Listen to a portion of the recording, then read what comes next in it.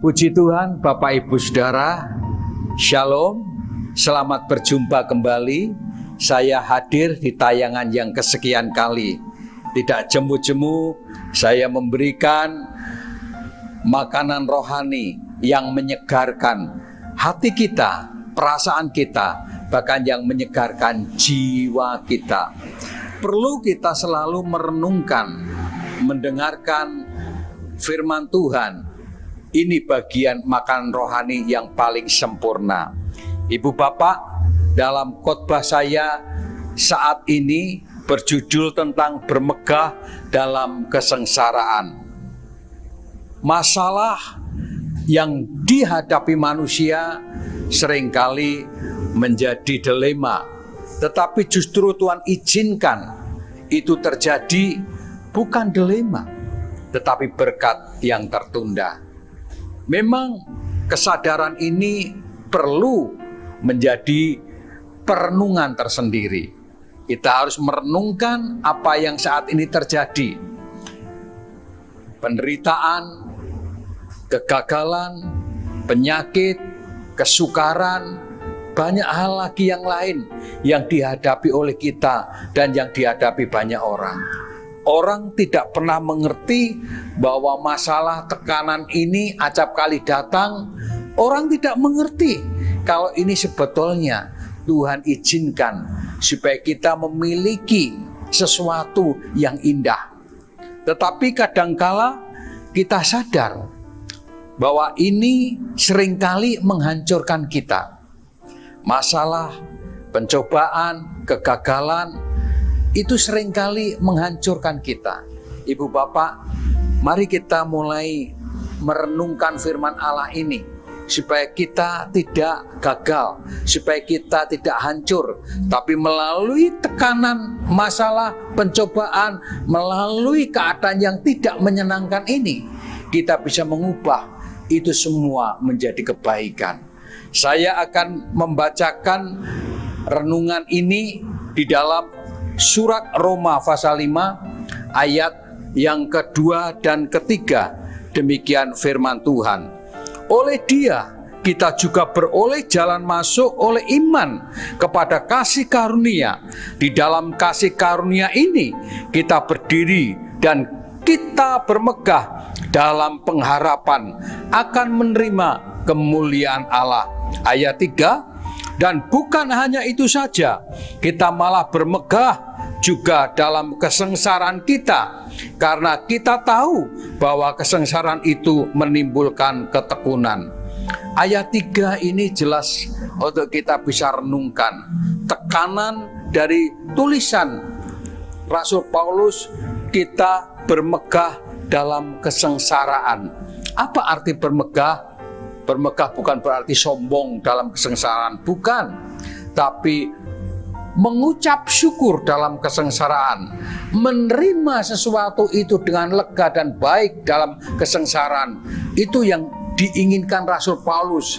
Sehingga ketika masalah, ketika kesengsaraan, ketika ketidakadilan, ketika kegagalan datang atas kita, bukan kehancuran, tetapi kebaikan yang tertunda. Dan sebentar ketika selesai pergumulan kita, kita akan mengalami kemenangan, kita akan mengalami kepuasan, dan kita akan mengalami lebih naik lagi hidup kita, tingkat level iman kita. Puji Tuhan, Bapak Ibu Saudara, mari kita melihat mengapa Tuhan itu menggunakan masalah untuk kita, atau mengizinkan datangnya berbagai-bagai kesesakan untuk kita. Mengapa? Karena memang Tuhan ingin supaya kita ini jauh lebih baik, bukan jauh lebih buruk. Nah, kita lihat di dalam Roma 5 ayat 3 tadi, ayat yang terakhir. Kita bermegah dalam kesengsaraan, karena itu kita tahu bahwa kesengsaraan itu menimbulkan ketekunan. Ini yang Tuhan ingin. Kita ini bagaikan teh celup. Hidup manusia itu bagaikan teh celup. Kalau ingin tahu sesungguhnya teh itu warna apa, maka celupkan teh itu di dalam air yang panas, maka akan berubah. Nah, manusia juga begitu. Kita tidak tahu jati kita, diri kita ketika zona kita aman, nyaman.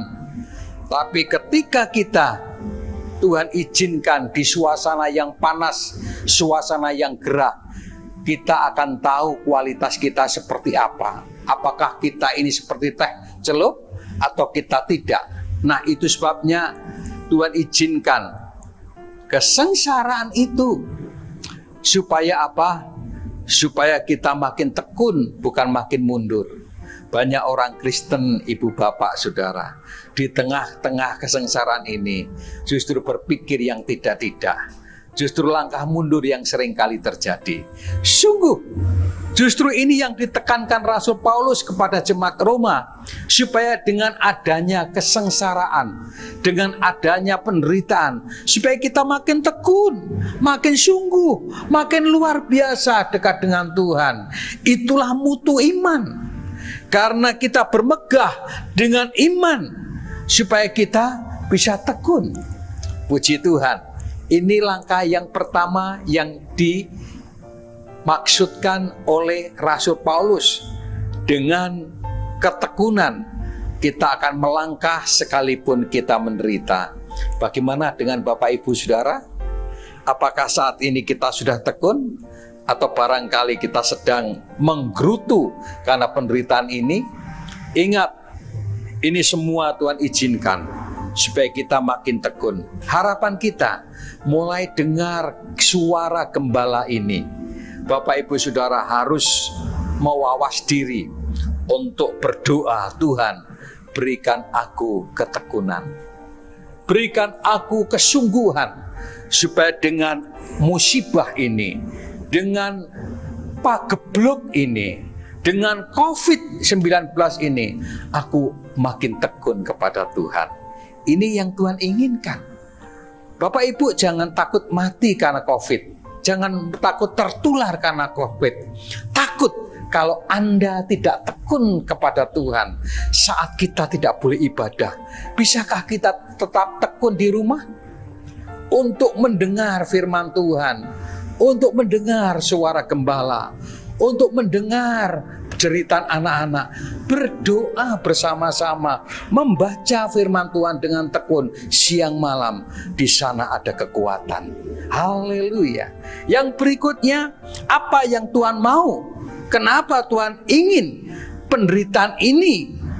Kenapa Tuhan ingin? Bukan hanya ketekunan. Tuhan ingin di dalam Roma 8 ayat 28, apa yang dikatakan Tuhan, Roma 8 ayat 28, demikian firman Tuhan. Kita tahu sekarang bahwa Allah turut bekerja dalam segala sesuatu untuk mendatangkan kebaikan bagi mereka yang mengasihi Dia, yaitu bagi mereka yang terpanggil sesuai dengan rencananya. Hal ini penting, ini juga ditulis Rasul Paulus untuk jemaat Roma. Tuhan mengizinkan segala sesuatu mendatangkan kebaikan. Kepada siapa? Tidak semua orang. Ingat, jadi masalah ini bisa mendatangkan keterpurukan atau bisa mendatangkan kebaikan, tergantung kita. Ayat ini jelas bagi mereka yang mengasihi Dia. Jadi untuk kita kemas masalah ini mendatangkan kebaikan kita, mari kita mengasihi Dia. Mari kita mengasihi Tuhan dengan sepenuh hati. Mari kita tidak mengeluh. Mari kita mulai tetap lebih sungguh-sungguh. Jadi Bapak Ibu, kita tahu sekarang bahwa Allah turut bekerja dalam segala sesuatu. Allah turut bekerja. Bukan berarti Allah diam. Ini semua Allah turut bekerja untuk kita yang mengasihi Dia. Dan kita lihat Tuhan berkata untuk mendatangkan kebaikan bagi mereka yang mengasihi Dia, yaitu bagi mereka yang terpanggil sesuai dengan rencana Tuhan. Apakah Bapak Ibu Saudara sudah mengasihi Dia? bukti kasih seperti apa? Apakah Bapak Ibu terpanggil? Kata terpanggil itu ada niat dari diri kita mau mengasihi Tuhan. Bukan karena sesuatu lalu mengasihi Tuhan.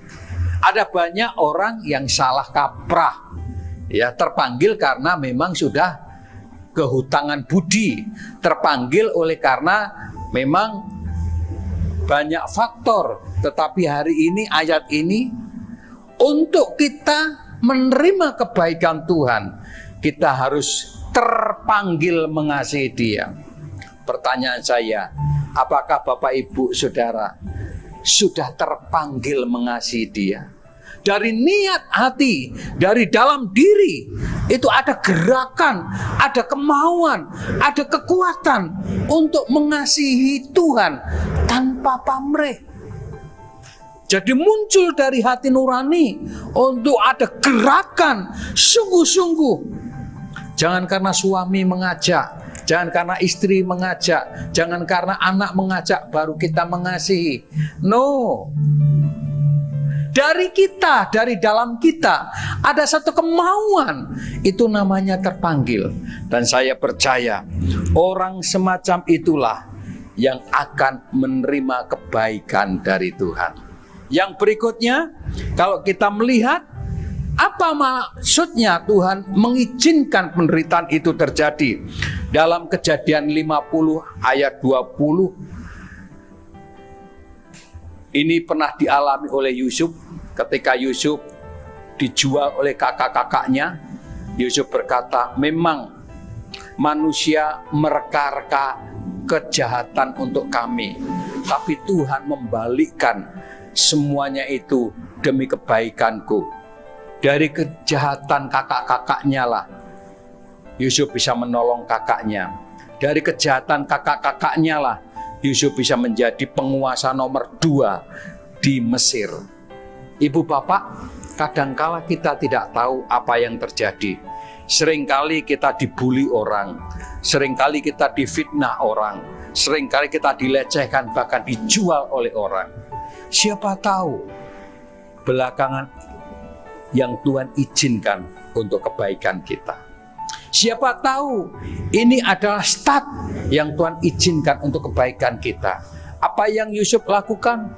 Yusuf tetap sungguh, tekun, terpanggil melayani Tuhan itu benar. Dan akhirnya Yusuf menang. Nah, puji Tuhan, hari ini di tengah-tengah Tuhan izinkan kita serba tidak nyaman, sesak, khawatir, was-was. Banyak yang saat ini sedang kolab. Mari kita belajar untuk Tuhan izinkan semua terjadi. Supaya kita belajar tekun. Supaya kita belajar mengasihi. Terpanggil untuk sungguh dekat dengan Tuhan. Supaya kita tetap memiliki hati yang positif seperti Yusuf. Tidak mengeluh ketika ada orang-orang yang menghujat, membuli, tapi justru mendoakan. Dan itu membuat bagian untuk melompat untuk kenaikan iman. Ibu, bapak, saudara, mari kita renungkan baik-baik di saat ini. Ada 3 hal yang Tuhan ingin kerjakan supaya kita diberkati di tengah-tengah masalah ini. Apakah Bapak Ibu Saudara tekun? Apakah Bapak Ibu Saudara tetap mengasihi Tuhan dan terpanggil untuk tidak meninggalkan Tuhan? Apakah Bapak Ibu Saudara menerima kenyataan ini dan lebih lagi seperti Yusuf berpikir positif? Dan ini menjadi perenungan kita. 3 hal ini yang ingin saya sampaikan buat Bapak Ibu Saudara. Mudah-mudahan Bapak Ibu Saudara diberkati, karena Tuhan tidak merencanakan kecelakaan, tapi Tuhan merencanakan hari depan yang penuh harapan.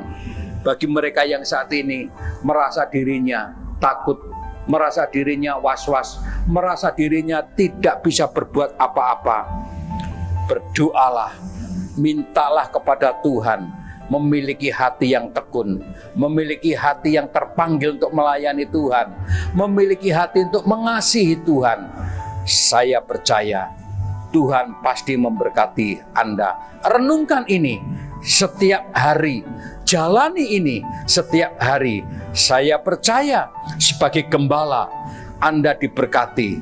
Saya juga sedang mengalami, Bapak Ibu.